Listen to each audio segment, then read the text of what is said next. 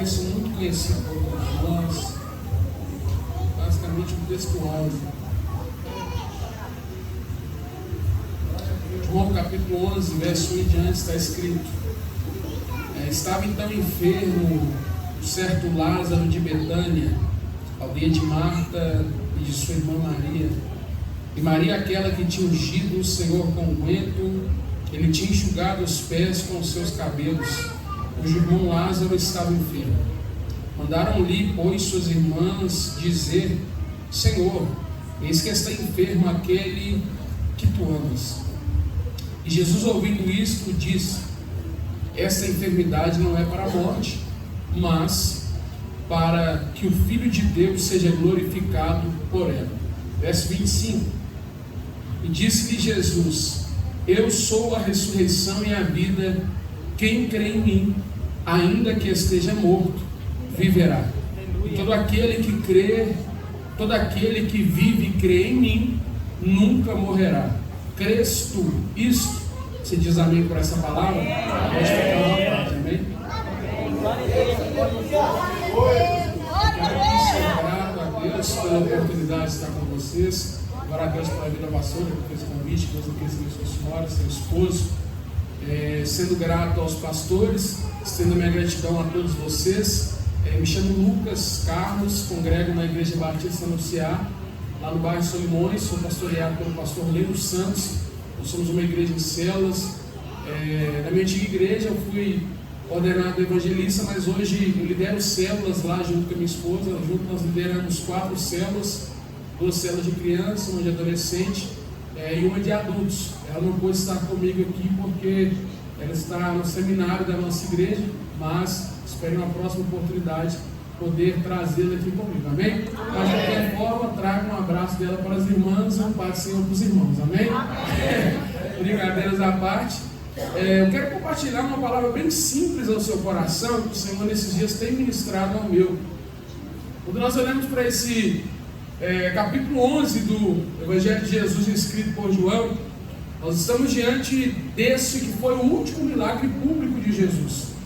Antes da sua crucificação, antes da sua prisão, antes do seu Getsêmani, antes da sua traição, do seu abandono, e tudo aquilo que ele sofreu até a sua crucificação. É o último milagre público do nosso Senhor. Só que olhar para esse milagre é encarar um milagre notório por todos nós. Ele é feito em um momento estratégico, porque estava bem próximo a Páscoa e a crucificação de Cristo. Esse milagre acontece em Betânia, que fica distante aproximadamente 3 quilômetros a leste de Jerusalém, na estrada de Jericó. Só que quando eu olho para esse milagre, nós vamos perceber algumas coisas. Por quê? Existem muitos lugares que marcaram a trajetória de Jesus. Como não falar de Cafarnaum? Cafarnaum se torna a base ministerial de Cristo após a sua expulsão de Nazaré. Muitos milagres vão acontecer naquela cidade. Como não dizer de Marcos capítulo 2, quando Cristo está em Cafarnaum, na casa da lotada, porta fechada, janelas fechadas, vem 4 homens agora com o paralítico sendo carregado por eles. Eles não encontram espaço na porta, arrebentam o telhado, descem com esse paralítico, e esse paralítico é curado por Jesus. Primeiramente, a sua alma é livre do inferno, porque Jesus vai dizer para ele: perdoados estão os seus pecados. Mas mais, Cristo vai curar a sua enfermidade física. Só que em tudo, como não olhar para os milagres de Jesus, os lugares, e não atentar para Betânia? O nome Betânia em hebraico quer dizer casa do aflito. Perceba que aqui nós estamos diante de um milagre que vai acontecer após 4 dias da morte de alguém, em Betânia, na casa do aflito. Eu preciso que você entenda que muita coisa pode acontecer de hoje a 4 dias, em um tempo de aflição. É interessante olhar para esse texto aqui, porque quando eu olho para todo o enredo, o cenário que Lázaro, Marta e Maria estão inseridos, nós precisamos entender que algumas coisas podem voltar a viver, coisas que morreram com o passar do tempo. Só que o foco desse texto não é o milagre. O foco principal é demonstrar que aquele que é a ressurreição ressurreição e vida, aquele que é a ressurreição e a vida, o Cristo, o Filho de Deus, ele está nesse cenário. Só que o cenário desse texto é um cenário que confronta. Por quê? É um cenário que revela para nós que as crises são inevitáveis. Nós estamos diante de um homem que é amigo de Jesus, amado por Jesus, só que a enfermidade bateu na porta. Eu preciso que você perceba que existem crises que podem aumentar com o passar do tempo, porque esse Lázaro, juntamente com as suas irmãs, procurou todos os recursos cabíveis, inclusive Jesus. Só que a morte chega para essa casa, e é um cenário que nos confronta. Por quê? Porque quando nós temos o controle de algumas situações, nós estamos confortáveis. Mas quando o controle é tirado de nossas mãos e arrancado pela morte, pela doença, pelo luto e tantas outras coisas, nós entramos dentro de um cenário. Que cenário é esse? Oramos e nada acontece.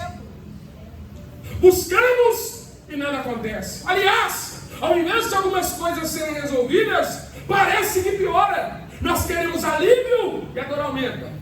Nós queremos subir, mas parece que só descemos. Ou seja, ao invés de sairmos do lugar que nós estamos, nós afundamos mais. Mas o que me impressiona nesse texto é o versículo 3. Olha o que está escrito: então os irmãos de Lázaro mandaram dizer a Jesus: Senhor, aquele a quem amas está enfermo.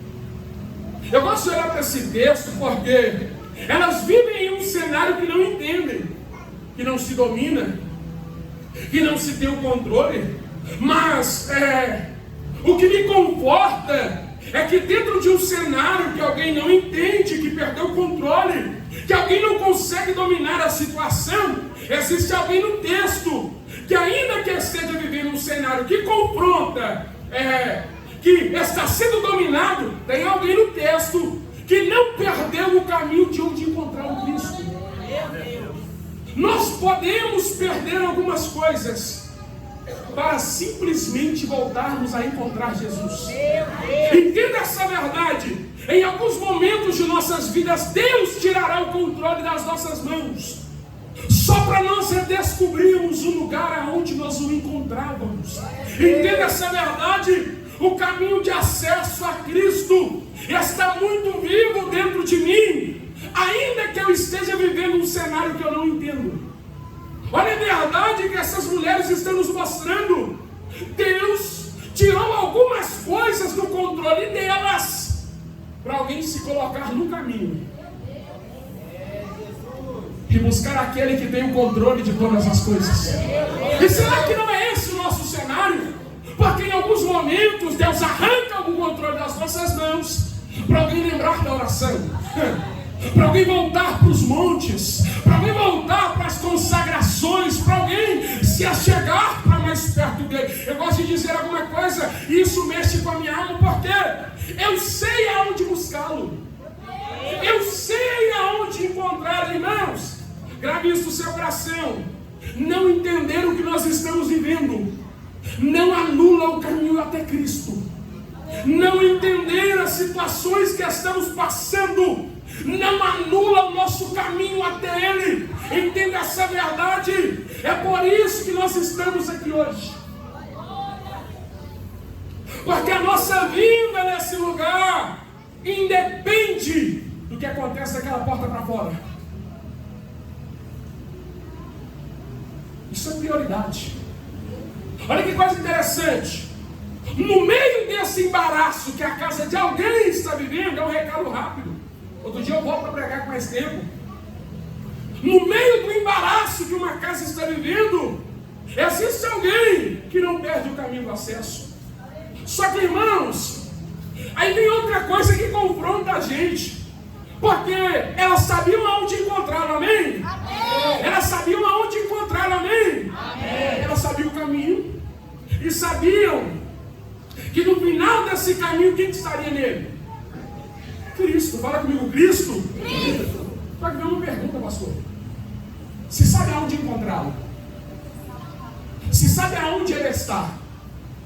Se sabe a localização a geografia da presença dele, a pergunta que vem para o meu coração é: por que não vai? Meu Deus! Maria sabe aonde ela está. Marta, atarefada, andante, a mulher que cuida dos afazeres, todos nós temos um pouco de Marta e de Maria dentro de nós. Só que em tudo, o problema todo é o quê? Tem alguém no texto que sabe o caminho, sabe aonde encontrar, sabe o resultado da caminhada, mas a pergunta que tem é: por que não vai? Por que não foi ao encontro? Irmãos, grave isso no seu coração. Não basta conhecer o caminho, não basta saber aonde encontrá-lo, não basta ter o acesso a esse lugar. Nós precisamos estar dispostos a andar por ele, independente do que estamos passando. Irmãos, algumas guerras que a nossa casa enfrenta, nós teremos que colocar os pés nos caminhos, ou por que não dizer no caminho, e ir de encontro a Jesus. Eu posso dizer, em meio à crise que a casa de alguém está vivendo, existe alguém que ficou estática. Elas ficam estáticas, elas não conseguem sair e não vão ao encontro dele. Elas mandam quem? O mensageiro. Eu amo os propósitos de orações da igreja, principalmente quando chega no final do ciclo de oração, a gente se reúne e começa um a orar pelo outro. A Bíblia diz: orais uns pelos outros. Nós precisamos estar juntos em guerras. Só que eu posso dizer, existem guerras que nós teremos que assumir a responsabilidade de buscar o socorro. Meu Deus, aleluia.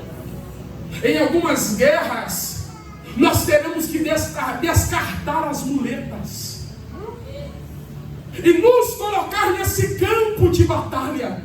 O que essas mulheres estão vivendo é uma crise. A crise bateu na casa de quem é amado por Jesus. Só que teve alguém que valorizou tanto a crise que não consegue sair do ambiente. Aí o que elas pensam? Eu fico com doente enquanto eu tenho um caminho aberto, um acesso até ele. Só que eu louvo a Deus pela vida de alguém que olhou para casa hoje, olhou para algumas crises, olhou para algumas situações que fugiram do seu controle e entendeu o seguinte: não basta conhecer o caminho, eu preciso colocar a minha melhor roupa. Aleluia. Eu preciso encher o peito e levar o meu melhor glória, a minha melhor adoração. Por quê? Porque eu conheço o caminho, eu sei o acesso e eu sei aonde eu encontro. É por isso que nós estamos aqui. Elas foram paralisadas pelo problema. Só que quando o mensageiro chega até Cristo, olha o que o texto vai dizer: e Jesus voltou para a casa delas, que nada, e Jesus ouvindo isso. Irmãos, só de nós sabermos que Jesus ouviu a mensagem, o que isso precisa causar em nós? Alegria. Meu Deus. Tranquilidade. É verdade. Só que no texto, elas têm um pensamento. E qual pensamento? Ele vai ouvir e vem. Só que ao invés de vir, o texto diz: e ficou mais 2 dias ali. Jesus. Posso falar para o seu coração? Será que Cristo, ouvindo as nossas necessidades, as nossas angústias, as nossas crises, já não é o suficiente? Mas eu, pastor Alessandro, nesses dias eu acredito que muitos estão se relacionando com o Deus que faz e estão se distanciando do Deus que é. O que é isso, pregador? O problema de se relacionar com Jesus apenas por aquilo que ele pode fazer e não por quem ele é que no dia que ele não fizer, eu rompo as relações com ele. Eu desisto dele, eu abandono ele. Eu posso dizer, a gente entra dentro de um cenário que a gente pensa o seguinte: eu não quero só que ele me ouça, eu quero que ele me atenda. Afinal de contas, quem está enfermo? O Lázaro, a quem tu amas. Meus irmãos, isso mexe com a gente demais. Porque Cristo, ouvindo isso, o que ele faz? 2 dias no mesmo lugar. Oh, meu Deus. Será que a forma que nós estamos nos achegando a Ele não é o que está fazendo Ele permanecer no mesmo lugar? Porque alguém já chega com uma intimação. A intimação é aquele que você ama. E quem é que mandou a mensagem? A Maria, que desperdiçou ungüentos nos seus pés, que enxugou com os cabelos. A Maria tem crédito no céu, né? Contém ironia. Irmãos, eu preciso que você entenda essa verdade. Quando Lázaro fica enfermo, elas vão mandar um recado intimando Jesus: tem que vir agora. Porque quem está enfermo não é qualquer um, é aquele que tu amas. A gente sabe que quem ama tem pressa de socorrer a pessoa amada. Quem ama, ele se importa com o sofrimento daquele ou daquela que é o alvo do seu amor. Só que as irmãs de Lázaro tinham uma certeza, e a certeza é: ele vai ouvir, ele vai largar o que está fazendo e vai fazer o quê? Vai voltar. Só que mais 2 dias ele permanece no mesmo lugar. Só que elas estão em uma aldeia, e a gente sabe como que eram esses povoados, esses lugares pequenos, agitados. E com o passar do tempo, certamente algumas pessoas perguntavam a elas, dizendo: será que Jesus ama a sua casa mesmo? Porque Lázaro já morreu, o tempo está passando. Havia mais uma pergunta: será que ele vem curar Lázaro mesmo? Está morto. Será que ele chega a tempo? Porque segundo a crença dos judeus, até o 3º dia, quem morria podia voltar a viver. Só que quando nós olhamos para o texto, entendendo quem é Marta, eu olhando para Marta, eu acredito que Marta deve ter respondido com segurança: não, certamente ele virá. Com certeza ele ama a nossa casa. Ele nunca nos abandonou. Ele nunca nos decepcionou. Só que a certeza, ela é substituída por uma ansiedade. Qual ansiedade? Quando ele vem? Deus do céu. Quando ele chega? Será que ele chega no primeiro dia? Será que ele chega no segundo? Será que no terceiro ele vem para mandar Lázaro ressuscitar? Não! Só que a certeza de que ele vem, de que ele ama, é trocada pela ansiedade. Fala comigo: a certeza virou ansiedade. Só que agora tem um segundo problema. E qual é? A ansiedade vira uma decepção. Porque quem estava ansioso com a chegada vai se decepcionar. Porque Lázaro morreu e Jesus não chegou. Marta fica engasgada, decepcionada com Cristo. Irmãos, pode dizer algo para o seu coração? Existem muitas pessoas que estão decepcionadas com Deus, mas na verdade não estão decepcionadas com Deus. Estão decepcionadas com as expectativas que elas mesmas criaram. Não foi Deus que te decepcionou. Foi a sua ansiedade em achar que Deus era seu mordomo, em achar que Deus tinha que resolver no dia que você queria.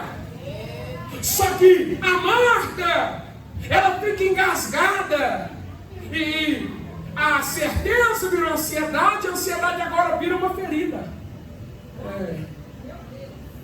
Porque 4 dias se passaram. Aí quando chega o 4º dia, quem é que chega? O bonitão. Aí Marta já vem botando um revólver na cara dele, dizendo: ai, se o Senhor estivesse aqui, eu não tinha nem enfaixado ninguém. Meu irmão não teria morrido. Irmãos, sério, a demora de Jesus abriu uma ferida em Marta. A demora de Cristo em operar algo em favor da casa de Marta abre uma ferida na sua alma. Por quê? Existia uma expectativa. E qual a expectativa que era? Livramento. As lágrimas de Marta e de Maria não foram enxugadas. Aí agora a que tinha certeza ficou ansiosa, ficou frustrada, agora está ferida. E é interessante, porque quando Cristo chega, ela já vem indagando. Aí Cristo vai ter aquele diálogo com ela. Você conhece muito bem, Marta.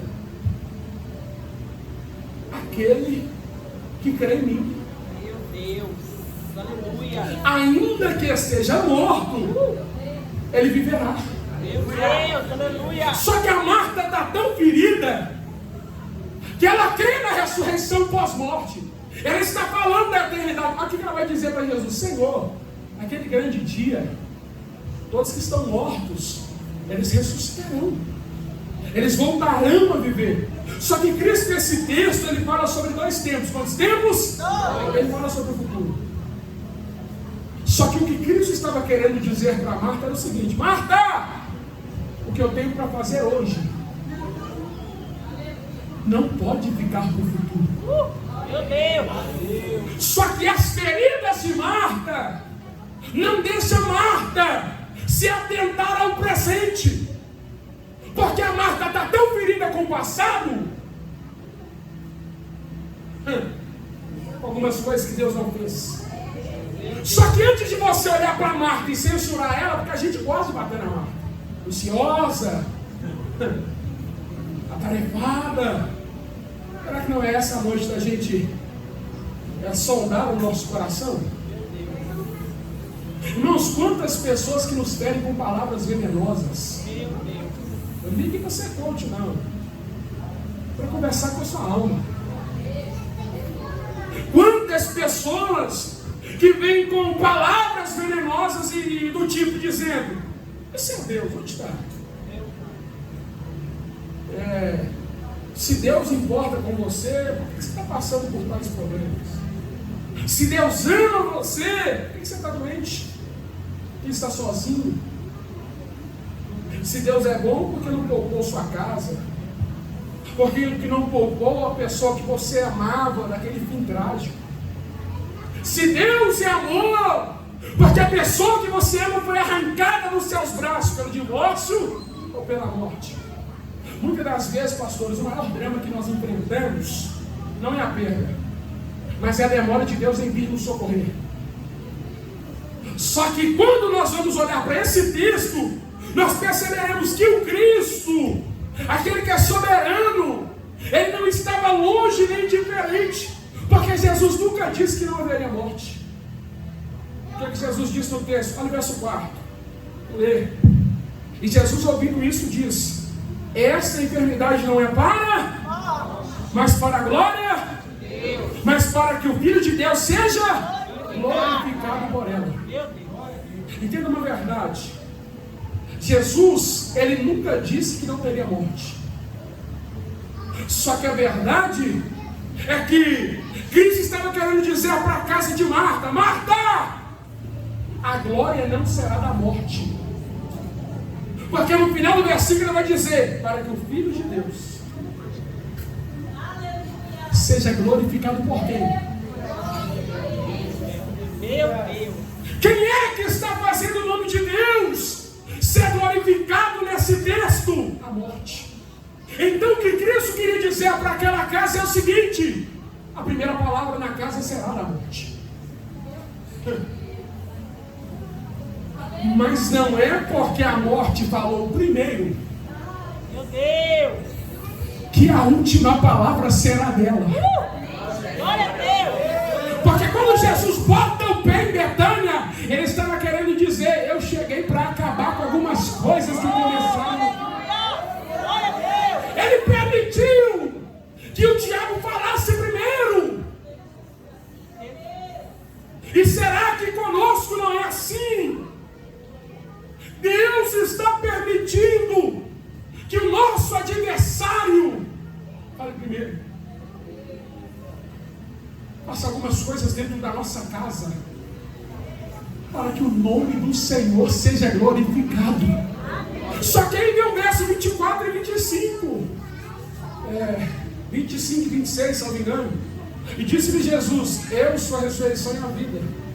E quem crê em mim, ainda que seja morto, viverá. Eu queria que você dissesse para pelo menos 2 pessoas: resta algo depois da morte.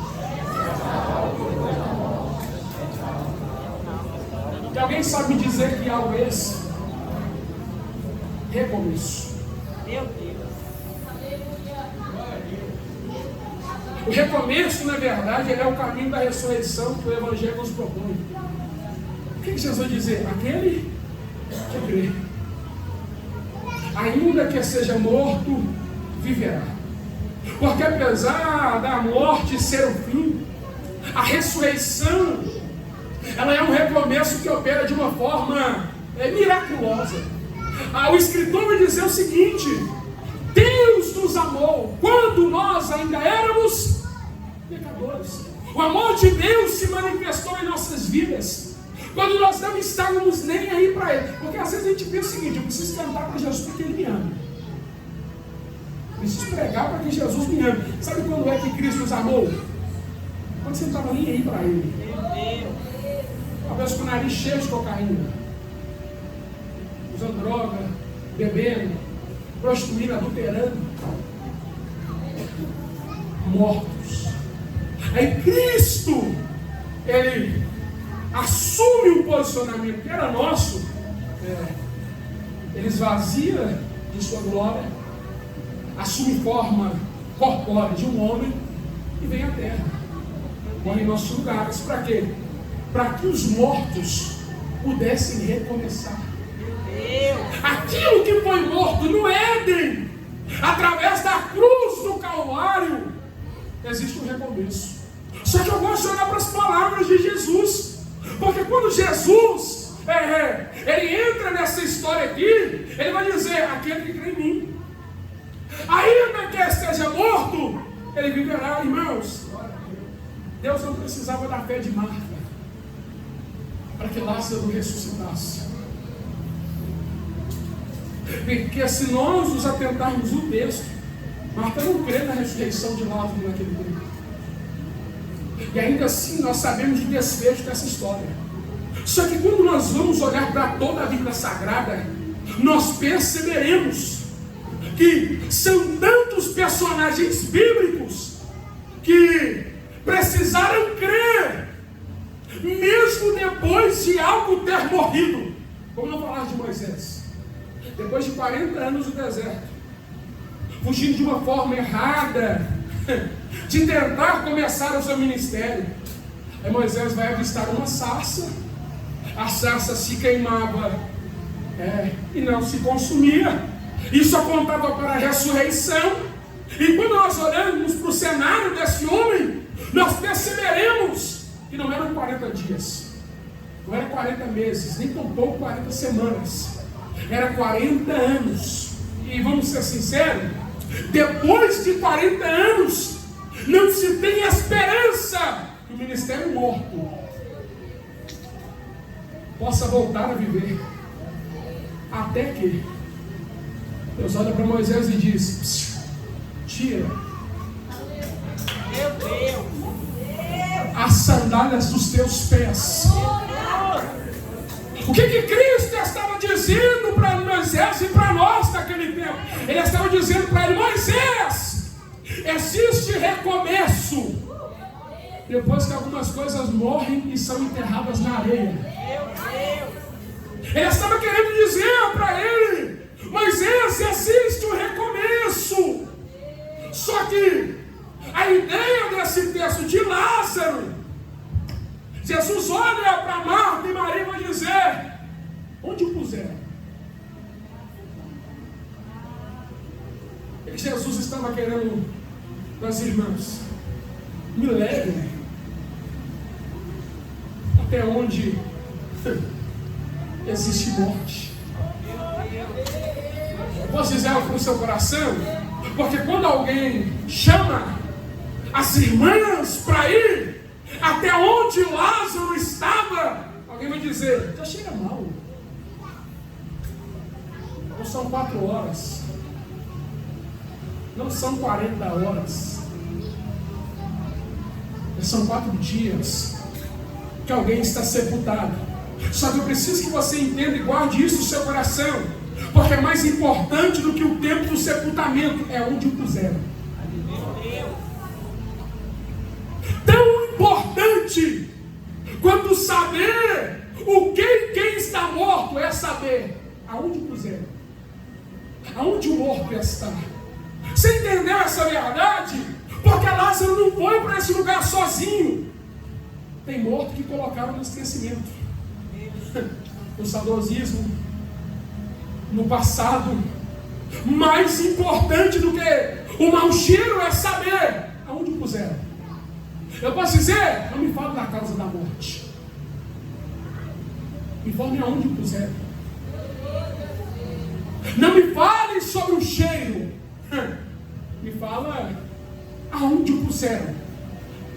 Sabe quando Cristo manda uma carta para aquela igreja que havia deixado o primeiro amor? Olha as palavras de Cristo: recomece de onde vocês estão. Nada. Lembra onde vocês caíram e volte. Eu gosto de olhar para esse negócio aqui, porque o recomeço só vai começar nessa casa quando alguém se lembrar aonde colocou algumas coisas mortas. É nós olharmos para dentro de nós nessa noite e dizer para Deus: foi aqui que o ministério morreu. Meu Deus. Foi aqui que os projetos foram enterrados. Foi aqui que a minha família caiu. Foi aqui que os meus filhos entraram para as drogas. Foi aqui que tal pessoa entrou para o crime. Irmãos, Deus não quer te perguntar qual é o cheiro, qual é a roupa que está usando hoje. Cristo não quer saber aonde, não. Ele está dizendo: aonde puseste? Aonde foi que você deixou de me amar? Aonde foi que você deixou morrer as promessas que eu havia te feito? Aonde foi que você deixou cair no esquecimento as palavras que eu disse ao seu respeito, mulher? Aonde foi? Aonde foi que você enterrou o seu chamado? Essa é a noite que Deus está pegando alguém pelas mãos e dizendo para esse alguém: eu preciso te fazer visitar alguns lugares. O cheiro não é agradável, a vista não é agradável, mas tem algumas coisas que precisam de voltar a viver. Tem algumas coisas que precisam de ser resolvidas de uma vez por todas. O Senhor, Ele quer nos levar para esse lugar. E eu disse que era uma mensagem simples. Eu não quero saber quanto tempo está lá. Eu quero saber aonde está. Lembra que quando Jesus chega na porta do túmulo, ele dá uma palavra, e qual palavra é? Tirai a pedra. Entenda uma verdade: tirar a pedra não é para que a voz entre, porque a voz dele é mais penetrante que uma espada de 2 gumes. A voz dele entra onde a polícia não entra. A voz dele entra onde a medicina não age. Só que quando ele pede para tirar a pedra, ele estava dizendo: não é para minha voz entrar, é para que algumas coisas mortas voltem para fora. Só que quando Lázaro vem, ele vem atado. Aí vem uma outra palavra de Jesus, e a palavra é: desatai-o. Irmãos, como olhar para alguém que está morto há 4 dias e acreditar que voltará ao seu estágio inicial? Só que na palavra do Lucas algumas coisas não voltam. Na palavra da pastora Alessandra, do pastor, algumas coisas não voltam. Mas se Deus falar a respeito de alguém, as coisas voltarão ao seu estado normal. A nossa casa voltará ao estado normal. Desatai-o e deixai-o vir. Deixe Lázaro ir. Para onde Lázaro vai? Para a mesa. Porque esse é o cenário de onde a voz de Cristo entra. Ele tira das tumbas e nos traz para a mesa. Será que falar de alguém que estava morto e agora está na mesa não te lembra alguém? Meu Deus! E nós estávamos longe dele. Meu Deus! Até que a voz dele veio ao nosso encontro. E que voz é essa? Tetelestai. Está consumado. Ele nos tirou das tumbas e nos trouxe para a mesa. E que mesa é essa? Uma vez por mês. Bendito seja o... Ele nos arrancou da morte e nos trouxe para a mesa de novo. Cristo, Ele, fundamento da igreja. Somente Cristo pode fazer isso. E a mesma voz que nos alcançou, Meu Deus! ela tem poder para alcançar aqueles que estão mortos dentro de nossas casas. Que sobre seus pés eu quero orar para sua vida. Oh, aleluia! Deus, aleluia! Oh, glória! Glória a Deus! Aleluia! Aleluia! Forte! Existe algo dentro de nós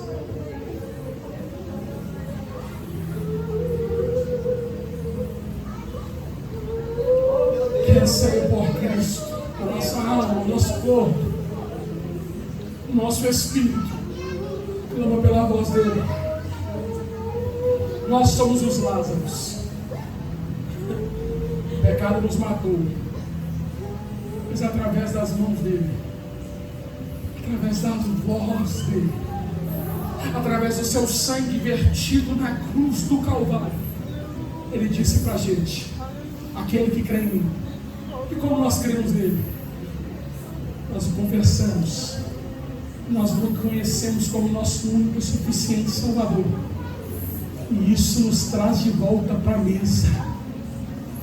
Senhor, graças te damos pelo teu cuidado, graças te damos pelo teu zelo, graças te damos pela tão grande salvação.